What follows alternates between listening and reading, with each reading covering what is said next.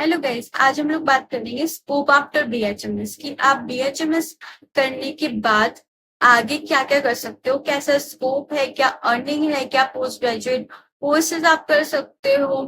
First मैं बात करूँ बीएचएमएस की, तो बीएचएमएस कोर्स है bachelor of homeopathic medicine and surgery. अभी अभी नीट हुआ है, नीट कैंसिल नहीं हो रहा है, सो यही कोर्स माने जाएंगे और इसके अकॉर्डिंग काउंसलिंग स्टार्ट हो चुकी है कई जगह। राजस्थान में भी फॉर्म्स आ चुके हैं, तो आप वहां भी अप्लाई कर सकते हो। बीएचएमएस 5.5 इयर्स का कोर्स है, जिसमें कि 4.5 इयर्स की आपकी पढ़ाई होती है और 1 ईयर की इंटर्नशिप होती है।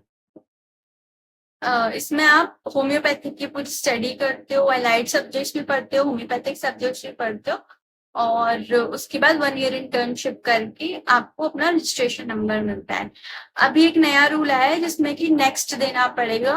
उसका रूल आया है, वो इम्प्लीमेंट अभी हुआ नहीं है। तो नेक्स्ट में 50% मार्क्स लाने का बताया गया है, नेगेटिव मार्किंग नहीं है। तो वो क्लियर करने के बाद you will get your registration number. फिर एक बार रजिस्ट्रेशन नंबर आ गया, then you are a homeopath, like you can practise homeopathy. और उसको अगर क्लियर नहीं करते but still you will be a graduate, तो आप आगे के एग्जाम्स और पढ़ाई कर सकते हैं। ठीक है।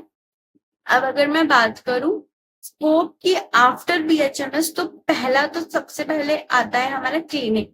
ठीक है, you are a practising homeopath, अगर आप चाहो तो खुद का क्लिनिक ओपन कर सकते हो। एनसीएच से आपको रजिस्ट्रेशन मिल जाता है, एनएचसी से, national homeopathic commission of India से, और उसके बेसिस पे आप अपना क्लिनिक ओपन कर सकते हो और प्रैक्टिस कर सकते हो होम्योपैथी।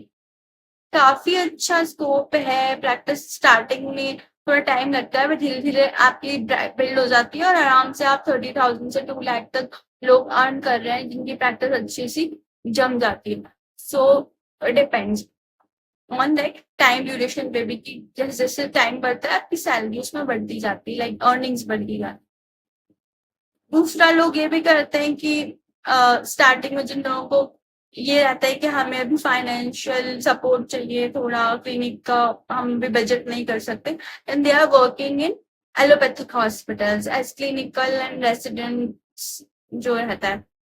सो वो भी कई जगह हो रहा है। महाराष्ट्र में इट्स टोटली लीगल, गुजरात में इट्स टोटली लीगल। दूसरी जो स्टेट्स है वहां पे भी आराम से हॉस्पिटल्स में कर रहे हैं, क्योंकि सिलेबस और पढ़ाई सब सेम है, तो वो चीज हो रही है। बट ये महाराष्ट्र और गुजरात में थोड़ी सैलरी ज्यादा है, क्योंकि वहां पे ऑन पेपर भी है। ऐसा कुछ है, लीगल इलीगल वाली बात है, ऑन पेपर वहां पे है कि आप हॉस्पिटल में प्रैक्टिस एलोपैथिक वाली मतलब पूरा आप संभाल सकते हो। सो उसके बाद अगर आप फर्दर स्टडीज करना चाहते हो, हाँ, एक और आप चीज कर सकते हो कि टीच कर सकते हो, पढ़ा सकते हो आप कोचिंग इंस्टीट्यूट में 12th तक स्टूडेंट्स को, या फिर आप होम्योपैथिक सब्जेक्ट्स अगर टीच करना चाहते हो एज अ कोचिंग, तो आप वो कर सकते हो। उसके अलावा आप एलन में इसमें पढ़ा सकते हो, तो that is also, if you are passionate about teaching, तो आप वो कर सकते हो। अगर आगे बढ़ते हैं, अगर आप फर्दर स्टडीज करना चाहते हो, पढ़ना चाहते हो बाद में, तो फर्स्ट ऑप्शन तो एमडी है। उसके लिए एआईपीजीटी का एग्जाम होता है जो आपको क्लियर करना होता है। नेशनल लेवल का एग्जाम होता है, इसमें एक परसेंटाइल होती है, उसको क्लियर करते हैं। उसके बाद काउंसलिंग होती है और उसमें आपको कॉलेज अलॉट होता है। उसमें गवर्नमेंट कॉलेज अगर आप मिलेगा तो आपको स्टाइपेंड मिलेगी 50,000 to 80,000 के बीच में, जब आप एमडी परस्यू करोगे। बट अगर प्राइवेट कॉलेज मिलेगा तो प्राइवेट कॉलेजेस में आई डोंट थिंक स्टाइपेंड इतनी कोई दी जाती है, बट आप कर सकते हो प्राइवेट कॉलेजेस से, अगर आपको वो अलाउड होता है तो। ठीक है। Now about the subject. अब एमडी में सब्जेक्ट्स 7 सब्जेक्ट्स हैं, और आई थिंक अभी शायद 2 सब्जेक्ट और ऐड हुए हैं, जिसमें फर्स्ट सब्जेक्ट तो हमारा ऑर्गेनल ऑफ मेडिसिन है, प्रैक्टिस ऑफ मेडिसिन है, मटीरिया मेडिका है, साइकेट्री है, पीडियाट्रिक है, और रेपेट्री है, और डर्मेटोलॉजी ऐड हुआ है, कम्युनिटी मेडिसिन ऐड हुआ है। कम्युनिटी मेडिसिन ऐड होने का बहुत ज्यादा ही फायदा मिलेगा, क्योंकि आगे जाके जो पब्लिक हेल्थ वाली वैकेंसीज होती है उसमें अप्लाई करने में बहुत ज्यादा हेल्पफुल करने वाला जो गवर्नमेंट जॉब की अप्लाई होती है। या बीएचएमएस के बाद अगर आपके स्टेट में वैकेंसी निकलती है तो आप आफ्टर बीएचएमएस भी वैकेंसी ग्रैब कर सकते हो। बाकी अगर आप एमडी कर लेते हो उसके बाद ऑब्वियसली एमडी करने के बाद एक नॉलेज और एक डिग्री आपके साथ जुड़ जाती है तो ऑब्वियसली सैलरी बढ़ती है, लोगों का ट्रस्ट बढ़ता है। तो clinic is a very good option after MD. और गवर्नमेंट जॉब्स भी आती है और आप टीचिंग कर सकते हो मेडिकल कॉलेजेस में। एमडी करने के बाद जो आप टीचिंग करोगे यानी कि जो आप प्रोफेसरशिप जो उसको बोलते हैं असिस्टेंट प्रोफेसर बनोगे वो मेडिकल कॉलेज में बनोगे, या तो होम्योपैथिक में भी बन सकते हो और दूसरे मेडिकल कॉलेजेस में भी बन सकते हो। एनईटी एग्जाम शायद उसमें कोई एग्जाम है, अभी उसका भी ड्राफ्ट आया है, नोटिस दिया है कि कौन सा एग्जाम है, कैसे क्लियर करना है। ये वाली चीज अभी न्यू है तो इसके ऊपर इतना क्लैरिफिकेशन नहीं है। बट हाँ, एमडी करके आप स्टूडेंट्स को पढ़ा सकते हो, अपने बीएचएमएस स्टूडेंट्स को, ठीक है, मतलब यूजी स्टूडेंट्स को। उसमें आप असिस्टेंट प्रोफेसर पहले बनते हो, फिर साथ साथ में आपका प्रमोशन होता है, जो चीज होती है, ठीक है। अब नेक्स्ट हम जाते हैं पीजी डिप्लोमास कर सकते हो। पीजी डिप्लोमास के पहले मास्टर एमएससी की बात करते हैं। पीजी जो एमएससी होती है, जो मास्टर डिग्री होती है, उसमें आप साइकोलॉजी में कर सकते हो, माइक्रोबायोलॉजी में कर सकते हो, बायोकेमिस्ट्री में कर सकते हो, क्लिनिकल अप्लाइड फिजियोलॉजी भी है इसमें, एनाटॉमी में भी कर सकते हो, और काफी ज्यादा अलाइड सब्जेक्ट्स है उसमें आप एमएससी कर सकते हो। और माइक्रोबायोलॉजी में भी बहुत अच्छा स्कोप है, अगर आप करते हो तो आगे काफी वैकेंसीज निकलती है। गवर्नमेंट जॉब की जो वैकेंसीज निकलती है रिलेटेड टू माइक्रोबायोलॉजी, बायोकेमिस्ट्री, ये साइकोलॉजी, इसमें भी आप अप्लाई करने के लिए एलिजिबल हो जाते हैं इसके बाद, कि अगर आपको गवर्नमेंट जॉब में ही जाना है तो। उसके अलावा पीजी डिप्लोमा एक बहुत ही अच्छा ऑप्शन है। अभी मैं और करियर ऑप्शन भी बताती हूँ कि आप अर्निंग के लिए क्या क्या ऑप्शन है वो भी बताती हूँ। ये तो अगर आप हायर स्टडीज की बात कर रही हूँ, मैं हायर स्टडीज में करना चाहती हूँ तो क्या कर सकती हूँ। उसके अलावा एक महाराष्ट्र से कोर्सेज होते हैं जो कि आईसीयू और इनसे रिलेटेड कोर्सेज होते हैं, जो आप कर सकते हो, पुणे से होते हैं वो कोर्सेज, उसकी सारी डिटेल आपको मिल जाएगी। जो एमएससी है वो एम्ब्रियोलॉजी में भी कर सकते हो। एम्ब्रियोलॉजी में करने के बाद भी गवर्नमेंट की काफी वैकेंसीज निकलती है, उसमें आप जा सकते हो, आईवीएफ सेंटर से आप कनेक्ट हो सकते हो, एमएससी इन एम्ब्रियोलॉजी जो होती है। उसके अलावा पीएचडी, आप इसके बाद जो आगे आप पीएचडी कर सकते हो, उसका एंट्रेंस एग्जाम होता है। पीएचडी में रिसर्च वर्क होता है और अभी वो भी बहुत ज्यादा लोग, मतलब उसका एक क्रेज आया है नया, मतलब काफी लोग उसके लिए अप्लाई कर रहे हैं और मैंने देखा है कि उसके बाद ना स्कोप काफी अच्छा हो जाता है, आप आगे रिसर्च वर्क में जा सकते हो। अब मैं अगर आपको बात करूँ गवर्नमेंट जॉब की, तो आप गवर्नमेंट जॉब कर सकते हो, वो सीसीएच में भी वैकेंसीज निकलती है जो कि अब एनएचसी कहलाता है।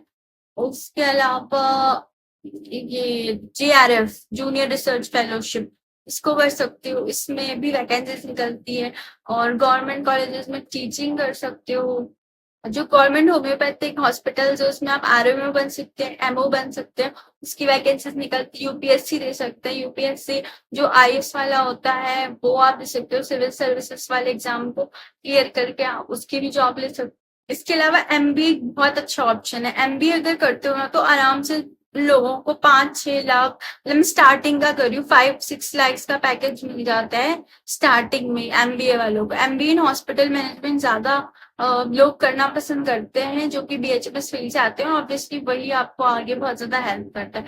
तो अगर आप मैनेजमेंट फील्ड में जाना चाहते हो तो एमबीए कर सकते हो। एमबीए का जो पैकेज है वो भी काफी ज्यादा रहता है, स्टार्टिंग से ही आपको अच्छा खासा इनकम वहां पे स्टार्ट होगा।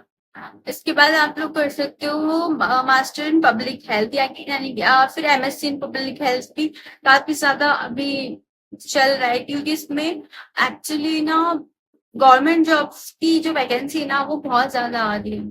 तो इसलिए ना ये भी एक बहुत अच्छा, मतलब आपके पास चांस है कि आप पब्लिक हेल्थ में अगर जाना चाहते हो। उसकी सैलरी गवर्नमेंट में बहुत अच्छी सैलरी होती है, 2 लाख तक इन लोगों की सैलरी रहती है, बिकॉज ये लोग फिर इंटरनेशनल लेवल पे भी काम करते हैं। तो इसीलिए पब्लिक हेल्थ वालों का काफी अच्छा स्कोप है, तो आप वो चीज भी कर सकते हो। अगला है कि आप लोग जो प्राइवेट कंपनीज है जैसे कि एसबीएल हो गई, रैकवैक हो गई, और डॉक्टर बत्राज है, और भी ऐसी काफी एलन्स है, ऐसी काफी होम्योपैथिक कंपनीज है, उसमें भी आप जॉब के लिए अप्लाई कर सकते हो। वो as a doctor, as a researcher, as a अलग अलग लाइक उनके पास जो भी पोस्ट होती है उनके बेसिस पे आप वहां पे भी एम्प्लॉयड हो सकते हो ऑन सैलरी बेसिस। और वो सैलरी तो वो प्राइवेट सेक्टर है तो उनके अकॉर्डिंग वो सैलरी देते हैं, जो कि आई थिंक होती होगी किसी की पोस्ट के अकॉर्डिंग, एक्सपीरियंस के अकॉर्डिंग जो भी सैलरी होती होगी, बट ऑब्वियसली 50,000 से स्टार्टिंग तो होती ही होगी उस जो भी रहता है होगा उनका पोस्ट। तो you can try for that also. So last में बताऊंगी, ऑनलाइन कंसल्टेशन भी आप ले सकते हो after getting a registration number. Online बहुत सारे पोर्टल्स हैं जिसमें आप लॉग इन कर सकते हो और ऑनलाइन आप कंसल्टेशन दे सकते हो, खुद की वेबसाइट बनाकर भी ऑनलाइन कंसल्टेशन कर सकते हो उसको प्रमोट करके। So that's all for the career thing guys. The main thing is your experience, your knowledge. जितना अच्छा नॉलेज होगा, जितनी अच्छी एक्सपीरियंस होगा, उतना ज्यादा आप इस फील्ड में ग्रो करोगे और अर्निंग करोगे। लिटरली प्राइवेट लिंक से भी लोग बहुत लैक्स में अर्न कर रहे हैं, और अगर आप जॉब में भी जाते हो तो जैसे जैसे आपके ईयर बढ़ता जाता है एक्सपीरियंस का, सैलरी भी बढ़ती जाती है और रिस्पेक्ट भी बढ़ती जाती है। So overall it's a win win situation and very good course to apply for. अगर आप इसमें आते हो तो वेलकम टू होम्योपैथी, एंड अच्छा रहेगा, ब्राइट है फ्यूचर आगे, ऐसा कोई प्रॉब्लम बात नहीं है। So go for it and subscribe जरूर कर देना और बाकी वीडियोस भी जाकर देखो। बाय।